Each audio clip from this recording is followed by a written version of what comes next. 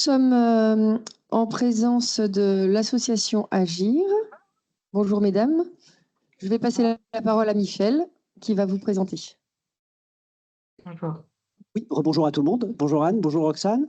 Merci d'intervenir. Donc effectivement, je vous laisserai vous présenter. Donc on a demandé l'intervention de l'association Agir, qui fédère, je dirais, de nombreux acteurs de la mobilité et dispose également d'une centrale d'achat du transport public qui vous permet également aussi d'avoir recours à différents services, et plusieurs structures ici sont adhérentes. Donc l'idée de leur intervention, c'est d'intervenir surtout sur la question aujourd'hui gouvernance et financement des transports publics. Donc je vais vous laisser la parole et puis je vous laisse l'occasion de vous présenter. Merci. Alors, bonjour à tous. Merci Michel pour ton introduction. Merci de nous avoir sollicités pour cette intervention également sur la gouvernance et le financement des mobilités plus globalement en fait. Donc on va se présenter et puis on reviendra sur Agir très rapidement pour vous expliquer qui on est exactement. Donc pour ma part, je suis Anne Bellamy, directrice des mobilités au sein de l'association. Bonjour à tous, Roxane Gio. Donc moi, je suis juriste au sein du pôle des autorités organisatrices chez Agir.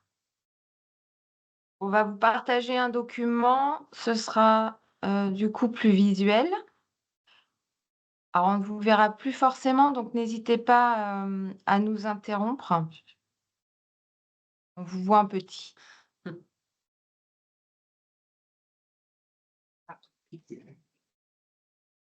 Vous voyez le document? On l'a vu un petit peu. On l'a vu, mais c'est vous maintenant. Ah, Comment comment ça se passe? Arrêtez le partage. J'ai arrêté. Ça marche pas. Ça marchait tout à l'heure, on va revenir. On peut faire attention. Ouais, il sexy. Ah. C'est le cadeau. Voilà. Ça marche. C'est bon là? Ça marche, c'est bon. C'est beaucoup mieux. Et ça, je fais affichage, c'est quand j'ai fait affichage. Ouais, je pense. Je retente. C'est bon? Ah bah non, ça saute. Non. Il n'aime pas le plein écran, c'est pour ça. Pas plein écran, on va rester en pas plein écran en fait. Ouais, ok. On voit bien quand même en pas plein écran. Ok. Ok, donc attends. Excusez-moi.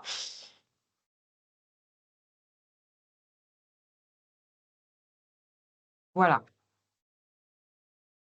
C'est bon pour vous? Oui, oui. Oui. C'est comme ça, hein, du coup. Rapidement, donc il n'y a qu'une diapositive pour nous présenter, je vous rassure. C'était juste pour que vous compreniez pourquoi nous sommes là avec Roxane. Donc Agir Transport est une association qui a été créée dans les années 80 au départ pour représenter les réseaux de transport indépendants des grands groupes, donc plutôt les régies de transport. Depuis, nous avons beaucoup évolué, notamment pour fournir de l'expertise sur les mobilités à la fois aux transporteurs indépendants, donc les régies de transport, mais également aux collectivités territoriales. Ce qui explique aujourd'hui sur le petit camembert que vous voyez sur votre gauche, que nous avons dans nos adhérents une grande majorité de collectivités territoriales. Donc plus de 500 adhérents aujourd'hui, plus de 520 d'ailleurs. La plupart sont des collectivités territoriales urbaines, donc ce que vous voyez en orange. Historiquement, nous avons les opérateurs de transport, donc ce que vous voyez en bleu, qui sont plus de 80. Toutes les régions sont également adhérentes pour bénéficier de notre expertise mobilité. Également les départements, donc plus de 60, pour essentiellement de l'expertise sur le transport des élèves handicapés. Voilà, qui relèvent de leurs compétences. Nos domaines d'intervention, ce sont les 4 blocs que vous voyez.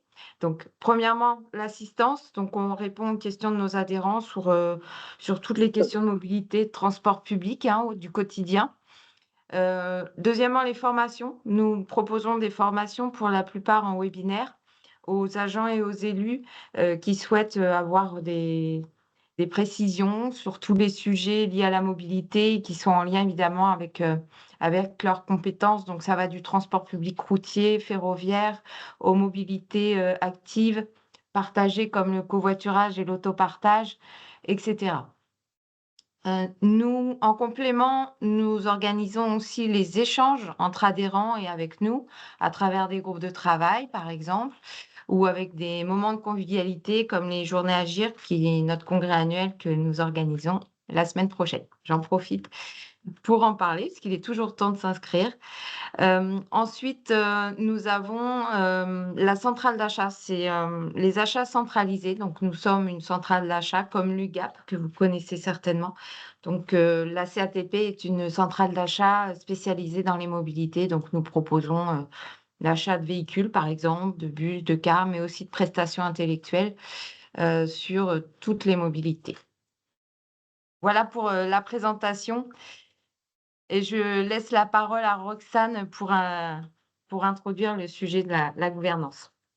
Voilà, donc pour notre présentation d'aujourd'hui, on va vous présenter donc les principes généraux liés à la gouvernance et au financement de la mobilité. Donc, on a quelques minutes, voilà, pour revenir sur ces grands principes, hein. Donc, normalement, la gouvernance et le financement, ça peut nous prendre toute une journée pour en parler, mais du coup, là, on va aborder les grandes lignes et puis on va rattacher ça au fur et à mesure au sujet notamment covoiturage et autopartage qui vous intéresse, je crois, plus particulièrement aujourd'hui. Donc pour la gouvernance mobilité, comme vous le savez, il y a deux grandes catégories d'acteurs.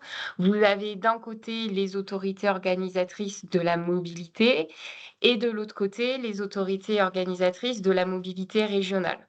Donc les AOM locales, donc qui sont compétentes dans leur ressort territorial, elles sont prévues, elles sont listées au sein du code des transports. Donc on retrouve dedans les communautés d'agglomération, les communautés urbaines, les métropoles, les communes nouvelles. Et on retrouve également les communautés de communes, donc seules les communautés de communes qui ont décidé de prendre la compétence mobilité. Dans le cas où ces communautés de communes ont décidé de ne pas se saisir de cette compétence mobilité, c'est la région qui intervient en tant que AOM locale.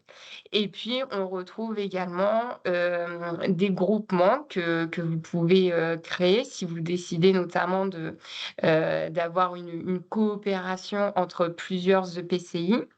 Donc, les EPCI vont transférer cette compétence, donc soit à un syndicat mixte, à un pôle métropolitain ou un pôle d'équilibre territorial et rural. Et dans ces cas-là, ces coopérations deviendront AOM locales au sein de ce territoire. Donc, voilà pour ce premier bloc. Et il y a à côté une autre catégorie. Donc, ce sont les autorités organisatrices de la mobilité régionale. Et donc ça, comme vous le savez, donc ce sont tout ce qui relève de la compétence de la région dans l'organisation de services d'intérêt régional. Donc autre chose qu'il faut retenir quand on évoque la gouvernance de mobilité, c'est le périmètre de compétences et ça, c'est vraiment un élément à avoir, en tête lorsqu'on parle de la compétence mobilité, puisqu'une autorité organisatrice de la mobilité, elle est uniquement compétente pour organiser des services de mobilité au sein de son ressort territorial. Donc tous les services de mobilité qui ont une origine et une destination au sein de son ressort territorial, ça relève de la compétence unique de l'AOM et seule cette AOM peut organiser ces services de mobilité. Ici, quand on parle de l'origine et de la destination, on se place du point de vue de l'usager. C'est ça qu'il faut retenir pour permettre de définir ce périmètre de compétences. En revanche, lorsque vous avez une origine ou une destination qui se trouve dans des ressorts territoriaux différents, alors là, c'est ce qu'on appelle des services d'intérêt régional et c'est la région en tant qu'AOMR qui est compétente. Donc c'est vrai qu'on est souvent sollicité sur ce périmètre de compétences puisque à partir du moment où vous avez un service de mobilité qui sort de votre ressort territorial, alors ça relève de la compétence de l'AOMR. Pour la mise en œuvre de votre compétence mobilité, lorsque vous êtes AOM au sein de votre ressort territorial, vous êtes compétente pour organiser tous les services de mobilité. Donc, on y reviendra juste après, les différents services de mobilité que vous pouvez organiser sur votre ressort territorial. Mais dès que vous détenez cette compétence, vous pouvez décider d'organiser soit quelques services de mobilité sur votre ressort territorial ou tous les services de mobilité que vous pouvez mettre en œuvre. C'est en fait une organisation à la carte qui vous est proposée dans le code des transports et vous allez adapter en fonction de votre contexte local, des besoins que vous avez. C'est vous qui allez décider des services de mobilité que vous allez mettre en œuvre. Vous pouvez, par exemple, décider de mettre en place un transport à la demande et un service de vélo. C'est vous qui décidez, mais vous êtes libre également de ne pas proposer de service de transport à la demande au sein de votre ressort territorial. Vous êtes libre, vous avez une liberté d'appréciation dans la mise en œuvre de votre compétence mobilité.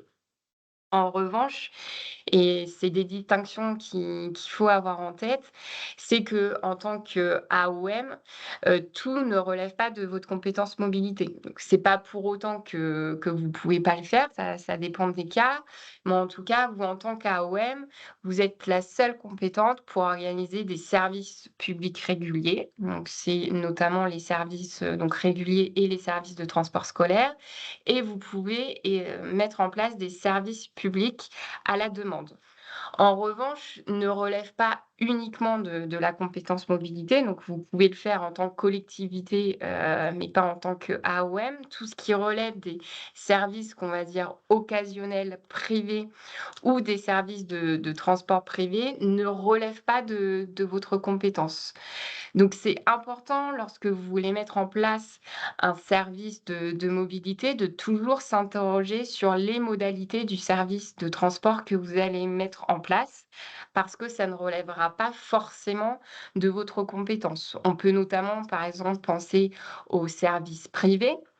Par exemple, des services, qui sont mis en place dans le cadre de sorties scolaires, ça ne va pas relever de la compétence mobilité. Donc toujours bien s'interroger lorsque vous êtes face à un service de transport, en fonction de ses caractéristiques. Est-ce que ça relève de ma compétence en tant qu'AOM? Vous, en tant qu'AOM local, vous pouvez organiser des services de mobilité qui sont définis au sein du code des transports. Donc, comme on l'a dit, hein, vous êtes libre de les mettre en place ou pas. Donc, relève de votre compétence les services réguliers, les services de transport à la demande et les services de transport scolaire. On verra, on va rentrer un petit peu plus en profondeur après sur la définition des autres services de mobilité, parce que c'est notamment ce sur quoi porte votre journée. Mais en tant qu'AOM, vous pouvez également organiser au sein de votre ressort territorial des services relatifs aux mobilités actives, aux mobilités solidaires et des services relatifs aux usages partagés de véhicules terrestres à moteur. Donc ça, on voit bien si sur, ici, c'est ce qu'on voulait mettre aussi en avant sur, cette slide, c'est que les services de transport et les autres ser ce qu'on appelle les autres services de mobilité, hein, donc c'est tout ce qui les mobilités nouvelles qui ont été, on va dire consacrées par la loi d'orientation des mobilités. On voit bien que ce sont 2 blocs qui sont identiques entre la compétence AOM, entre l'AOM local et l'AOMR. Donc ça revient au périmètre de compétences. En fonction du périmètre de ce service de mobilité, ça relèvera soit de la compétence de l'AOM locale, soit de la compétence de l'AOMR. Va y avoir des divergences sur les attributions. On va pas y passer ici plus de temps, mais en tout cas, on peut souligner qu'en tant qu'AOM local, vous avez des attributions, qui portent sur le conseil, l'accompagnement de personnes notamment, vulnérables, le transport de marchandises et de logistique, urbaine. Donc, la logistique urbaine, c'est des attributions qu'on voit se développer de plus en plus sur le ressort, territorial d'AOM. Donc la planification, donc l'élaboration d'un plan de mobilité ou plan de mobilité simplifié et des objectifs pour lutter contre le changement climatique. Donc pour rentrer un petit peu plus en détail, parce que c'est aussi ce qui vous intéresse et vous l'avez déjà évoqué, ce matin, mais en tant qu'AOM local, vous pouvez donc, au sein de votre ressort, territorial, organiser des services relatifs aux usages partagés de véhicules terrestres à moteur. Donc concrètement, ici, on vise les services d'autopartage et de covoiturage. Donc ça, le code des transports est venu définir les missions qu'une AOM et une OMR locale peut mettre en œuvre dans le cadre de ces services, partagés. Donc l'AOM, elle peut contribuer au développement de ces usages. Donc ici, ce qu'on rattache à la contribution, le développement de ces usages partagés, bah, c'est le versement, d'aides financières, de subventions, mais ça peut être également la délivrance de labels autopartage et de la vignette covoiturage. En tant qu'AOM aussi, lorsqu'on évoque le covoiturage, vous avez une obligation, de réaliser un schéma de développement des aires de covoiturage. Et puis enfin, vous pouvez organiser des services de covoiturage ou d'autopartage. Donc service de covoiturage, ça va se matérialiser par, la proposition de solutions de covoiturage pour la mise en relation des conducteurs. Donc on voit bien que si vous, décidez d'organiser un service de covoiturage ou d'autopartage, et ben voilà, ça vous permet d'apporter des aides financières, mais vous devez également, prévoir d'établir un schéma de développement d'aires de covoiturage et puis vous pouvez définir, comment organiser un service de covoiturage ou d'autopartage et dans quelle modalité. Pour continuer sur les nouvelles, mobilités, on voulait faire également un focus sur les mobilités actives. Donc là, ça va être la marche ou le vélo. Donc bon, généralement, c'est vous vous interrogez plus sur, l'organisation des services de vélo. Donc là encore, vous avez une liberté, hein. Le code prévoit que les AOM peuvent contribuer au développement de ces usages. Donc vous pouvez et ça, on le voit sur de nombreux territoires, donc apporter, subventionner, fournir des aides à l'achat de vélos. Et puis, vous pouvez organiser un service, comme un service public de location de vélos, là encore qui se développe, de plus en plus. Donc voilà, lorsqu'on évoque cette compétence de mobilités actives, ça peut passer par des aides financières ou alors ça peut passer dans la mise en œuvre d'un service, plus engagé avec l'organisation d'un service de location de vélos. On appelle néanmoins votre vigilance, votre attention sur le fait que, la mise en place d'un service, enfin de ces nouvelles mobilités peut être organisée uniquement sous réserve de la carence de l'offre privée. C'est-à-dire s'il y a une inadaptation ou une insuffisance de l'offre. Donc avant de mettre en place ces nouveaux services, vous devez bien vérifier vous n'allez pas porter préjudice, que vous n'allez pas porter atteinte à la concurrence d'une offre privée. Donc ça s'applique si vous souhaitez organiser un service public de vélo, si vous souhaitez, mettre à disposition des solutions de covoiturage et si vous voulez créer un service d'autopartage.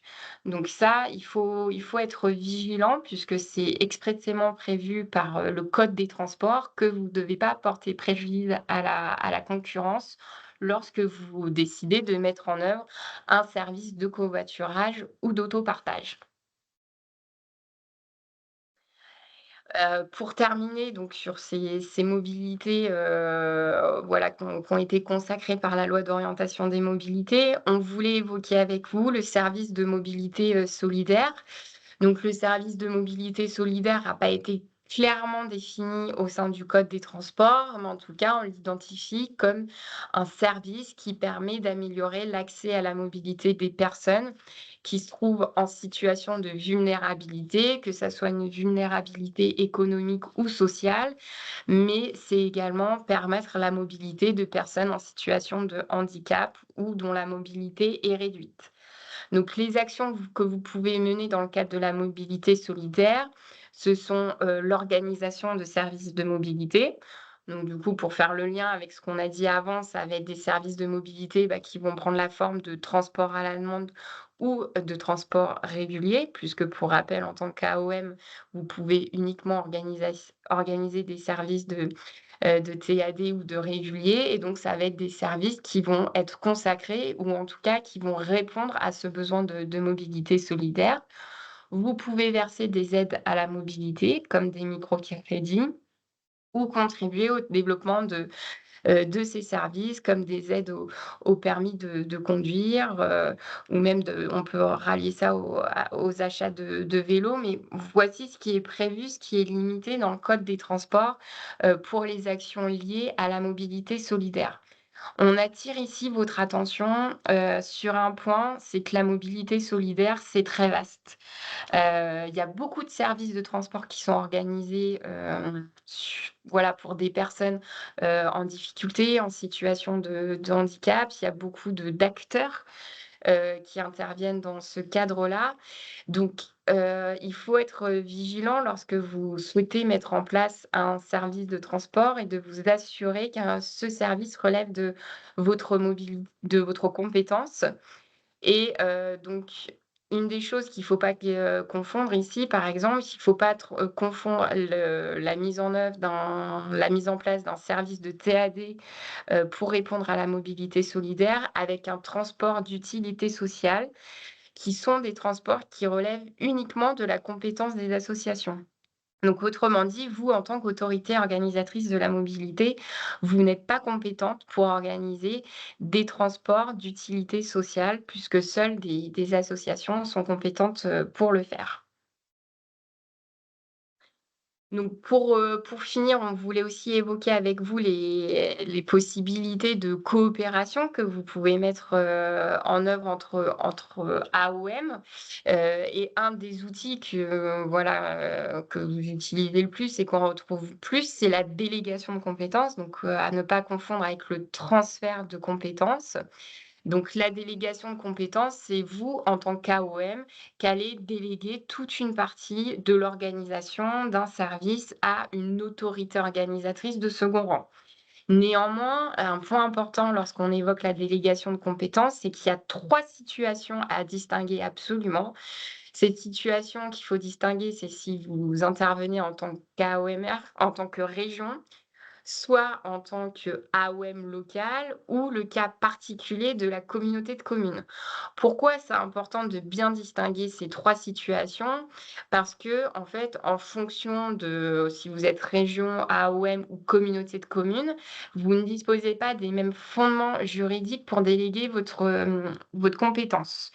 Donc vous, en tant qu'AOM local, vous pouvez déléguer les transports scolaires, les services de transport scolaire à une autorité de second rang, dont on vous a mis ici la liste sur la slide list qui est exhaustive, hein. Donc seuls ces AO2 peuvent recevoir une délégation de compétences, mais en tout cas, que ça soit une région ou une AOM locale, l'organisation des services de transport scolaire peuvent être délégués à cette AO2.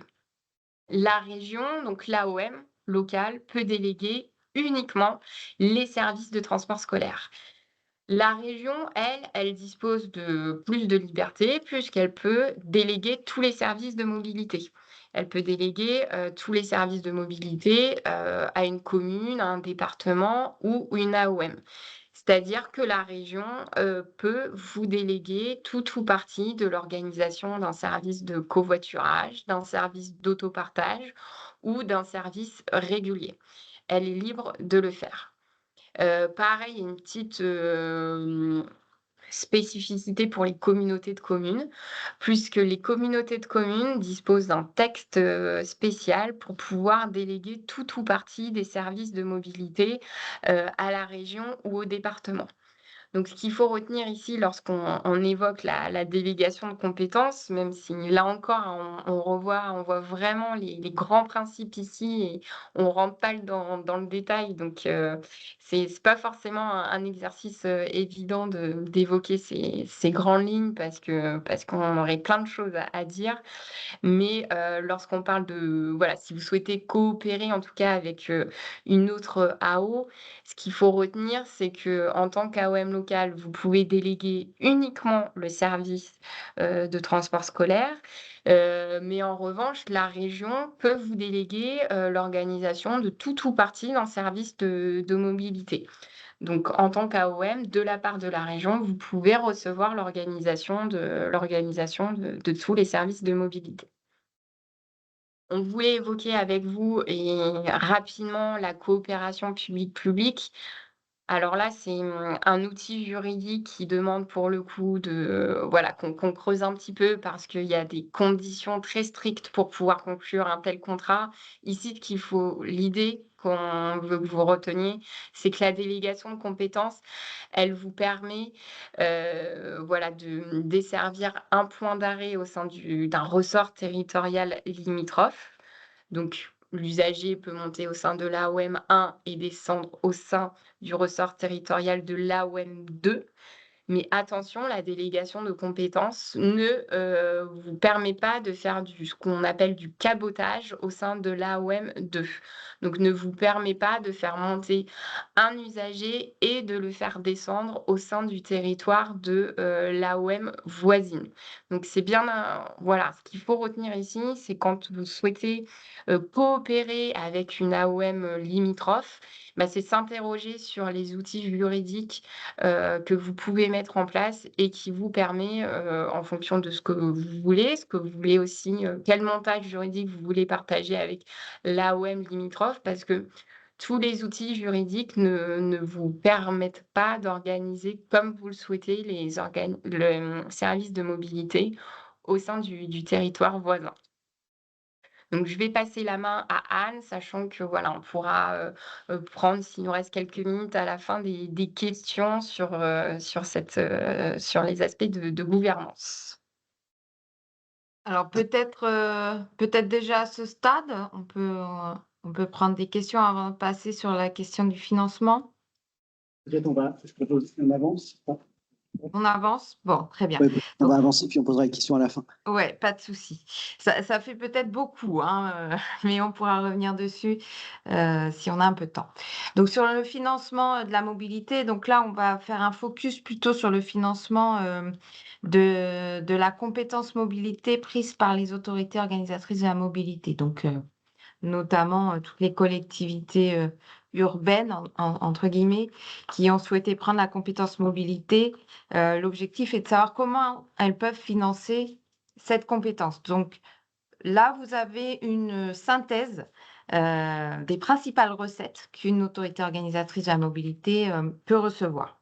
En l'occurrence, vous avez, les recettes commerciales, donc ça, c'est celles qui sont issues, des recettes tarifaires, donc des titres de transport, si vous avez un réseau de transport. Alors ça paraît en gros, mais c'est pas forcément, la part la plus importante. Vous avez le versement mobilité sur lequel on va revenir, donc qui est un impôt dédié au transport et aux mobilités, donc on reviendra en détail aussi.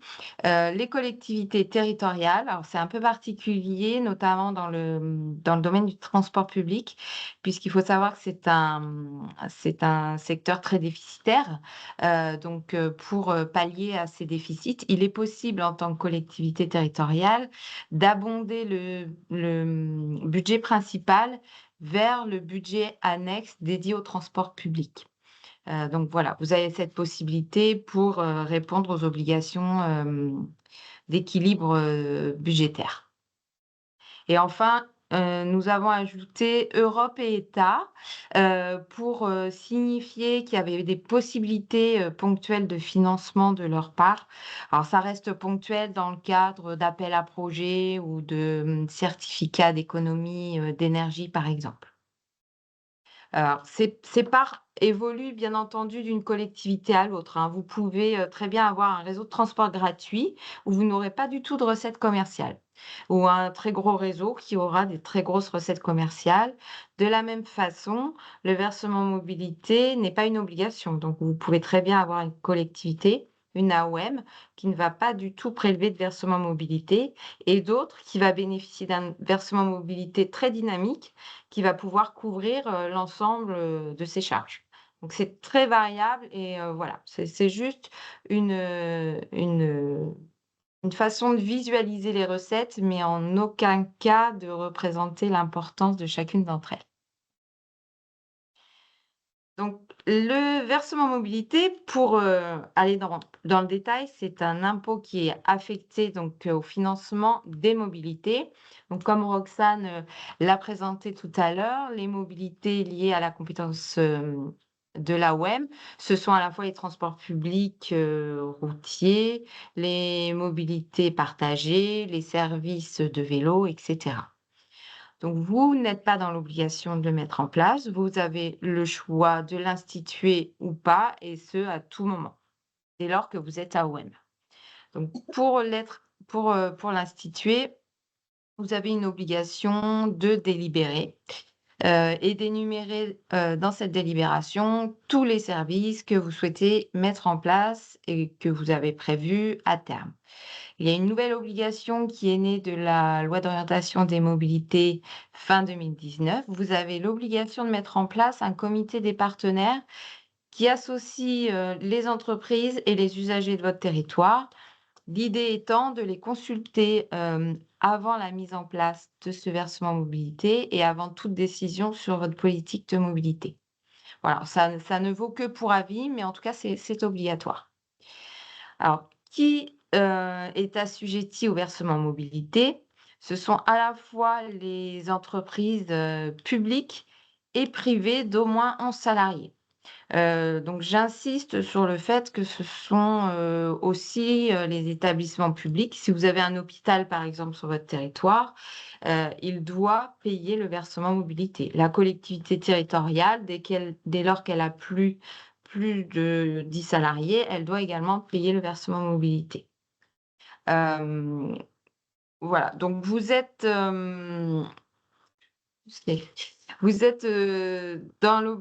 toutes les entreprises sont donc dans l'obligation de payer. Pour autant, vous n'êtes pas dans l'obligation, en tant qu'autorité organisatrice de la mobilité, de desservir l'ensemble du territoire. C'est à vous de décider du niveau de service que vous allez donner à votre population. Donc, après, on ne va pas rentrer dans le détail. Bien entendu, le versement mobilité a des règles de fonctionnement, des principes des possibilités d'exonération, notamment pour certaines associations et fondations. Donc ça, c'est les règles à voir une fois qu'on l'a institué. Juste pour vous montrer que les taux que vous pouvez mettre en place sont quand même fixés dans le CGCT en fonction de la population, du nombre d'habitants, et en fonction des projets aussi que vous pouvez avoir mis en place sur votre territoire. Tout ça, sans entrer dans le détail encore une fois, pour vous signifier que le taux du versement mobilité peut aller de 0 si vous voulez pas le mettre en place, bien sûr. Sinon, il y a des plafonds qui sont fixés de 0,55 à 2%, vraiment pour les plus grosses agglomérations. En général, les métropoles qui bénéficient aussi de certaines majorations. Voilà, retenir de 0,55% à 2%. Dans la procédure de mise en place, vous avez 2 grandes périodes pour mettre en place le versement mobilité. C'est 2 fois par an, au 1er janvier et au 1er juillet, donc pour instituer ou modifier les taux du versement mobilité. Sur la droite de l'écran, ce sont juste des exemples que vous pouvez retrouver sur un site. Il y a des liens qui sont intégrés dedans. Donc là, je vous ai mis l'exemple de Quimper, Bretagne occidentale, donc l'agglo, qui a certainement fait évoluer son taux de VM au 1er juillet 2024 à 1,25. Un autre exemple, celui de la communauté d'agglo de Concarneau-Cornouailles agglomération, qui l'a fait évoluer également à 0,70%. Voilà, donc là, vous pouvez visualiser tous les changements qui ont eu lieu au 1er juillet 2024. Voilà, pour signifier qu'il y a quand même des périodes et des règles pour l'institution. Pour revenir sur les syndicats mixtes SRU qui ont été évoqués par Roxane, donc les syndicats mixtes Oui, je ne sais plus si tu les as évoqués. Non, tu les as pas évoqués, autant pour moi. Pour arriver un petit peu dans le détail de la coopération, vous avez cette possibilité d'instaurer des syndicats mixtes SRU, donc Solidarité Renouvellement Urbain. Donc on les appelle SRU dans le jargon du transport parce que c'est beaucoup plus court. Ils ont été institués par la loi Solidarité et Renouvellement en décembre 2000 et ont donné lieu à la mise en place de plusieurs syndicats depuis qui permettent de coordonner l'action en matière de mobilité entre plusieurs autorités organisatrices de la mobilité. Donc, c'est une collectivité à part qui est créée pour traiter uniquement des dossiers qui sont liés à la coordination des mobilités, à la mise en place de systèmes d'information multimodales entre les territoires ou à la mise en place, par exemple, d'une tarification coordonnée multimodale de titres uniques, dont on entend beaucoup parler actuellement. Donc, cette structure permet de travailler sur voilà, plusieurs territoires d'autorités organisatrices de la mobilité. Donc, il doit y avoir nécessairement au moins 2 AOM dans cette structure. Donc, c'est le minimum, évidemment, pour la créer. L'avantage, on y reviendra, et c'est souvent ce qui peut attirer, c'est qu'elle peut bénéficier d'une nouvelle recette qui s'appelle le versement mobilité additionnel. Donc vous êtes libre de créer cette, structure, bien entendu. Avec des règles pour instituer ce fameux versement mobilité additionnel, donc qu'on appelle VMA, là encore, dans le jargon des transports publics. Donc il y a des règles très strictes, donc vous ne pouvez pas prélever ce VMA sur tout le territoire du syndicat mixte quand il va être créé. Mais il ne va s'appliquer que dans ce qu'on appelle les aires urbaines d'au moins 50 000 habitants et dans les communes multipolarisées des grandes aires urbaines. Alors, ce sont des notions INSEE, donc ça a été modifié, ça a évolué dans le temps et le code des transports a évolué un petit peu avec. L'idée à retenir, c'est que vous ne pouvez pas prélever ce VMA sur tout le territoire, notamment sur les communes à très faible densité, avec des notions de fiscalité à prendre en compte. C'est un peu nouveau également. Je pense pas qu'on rentre dans le détail aujourd'hui. L'idée, c'est vraiment que c'est une structure qui permet de travailler sur l'intermodalité et qui peut bénéficier d'une nouvelle ressource financière, ce qui est loin d'être négligeable actuellement. Pour autant, il faut anticiper et faire ce calcul de prélèvements possibles que vous pouvez faire, parce qu'il y a quelques règles, quelques calculs pour évaluer ce dont vous pouvez avoir droit. Donc, le taux maximal de ce VMA est de 0,5% de la masse salariale des entreprises qui sont assujetties. Anne, est-ce qu'il est possible d'accélérer un petit peu? Pardon. Je vais dans le temps. accélérer, donc je vais accélérer sur les exemples. C'était pour vous montrer qu'il existait déjà ce type de syndicat mixte SRU en France, avec des cas particuliers. Tous ne fonctionnent pas pareil, ni à la même échelle. Vous avez l'exemple de Cap Atlantique qui a été créé plutôt vers Guérande, plutôt pour créer un réseau de transport qui est hors de ses limites de compétences. Vous avez la Nouvelle-Aquitaine Mobilité, plus récemment, qui a été créée à l'échelle régionale avec 31 EPCI. Voilà, donc d'autres exemples sur l'île de la Réunion qui a créé aussi un syndicat mixte SRU pour coordonner l'action de ces 5 EPCI et de la région sur les questions de mobilité. Oise Mobilité, donc je vous laisserai regarder, qui est un exemple historique en la matière et qui prélève du VMA qui permet de financer beaucoup d'actions en termes d'intermodalité. Voilà, du coup, excusez-moi, j'ai terminé et on va laisser place à d'éventuelles questions de votre part si vous le souhaitez. Merci Anne, merci Roxane. Je ne sais pas s'il y a des questions. Oui, il y a des questions. Dans le territoire vendômois, il était précisé des taux différenciés 0,60 et 0,30 et quelques. C'est une question, quoi. Est-ce qu'on peut différencier les taux? Il y a eu certainement une raison, j'imagine. Tout à fait. Alors, je les ai eus justement il n'y a pas très longtemps pour avoir le détail. En fait, le versement, mobilité, par principe, doit être, unifié sur l'ensemble du territoire de l'autorité organisatrice de la mobilité.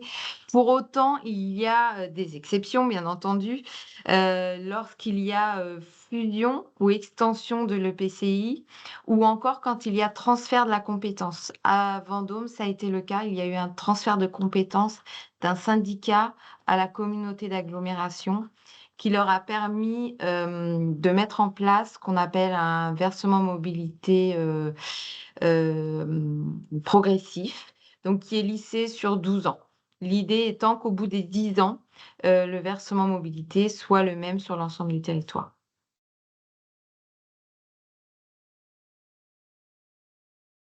Est-ce que j'ai répondu à votre question? Très bien, je vous remercie.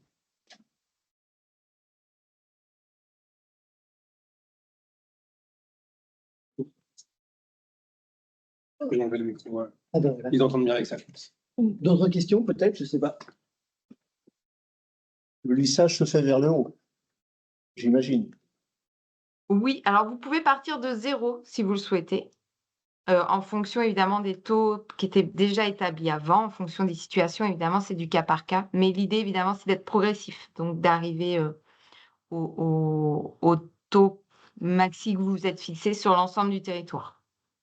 Donc c'est un 12 ans, donc faut savoir qu'avant c'était 5 ans, donc il y a déjà eu des actions pour donner encore plus de temps aux collectivités. Après, comme l'a dit Anne, il s'agit du maximum, c'est les plafonds, le 0,55 notamment, Ouais. qui peut être majoré par rapport au comité touristique, qui est un plafond. Vous êtes libre de positionner votre taux à n'importe quel niveau en deçà de ce plafond, et il peut augmenter, il peut baisser, c'est libre à vous, c'est une décision politique, hein, vous pouvez le monter, mais si au bout de 2 ans, vous décidez de le diminuer, vous le diminuez, hein, il n'y a rien qui est figé et qui est gravé dans le marbre. Vous pouvez tout à fait faire machine arrière.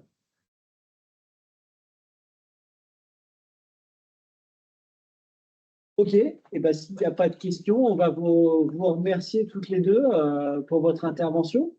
Et puis on va passer la parole à Padam, si je ne me trompe pas. On aura accès au support. Alors, merci beaucoup. Oui, Merci. Oui, Tous les oui. supports sont à retrouver sur le site internet. Oui, bien sûr, on le retransmettra peut-être, avec, nos contacts si vous avez besoin, d'informations complémentaires. Et merci beaucoup de votre Super. disponibilité. Merci à vous. Merci à vous. Au revoir.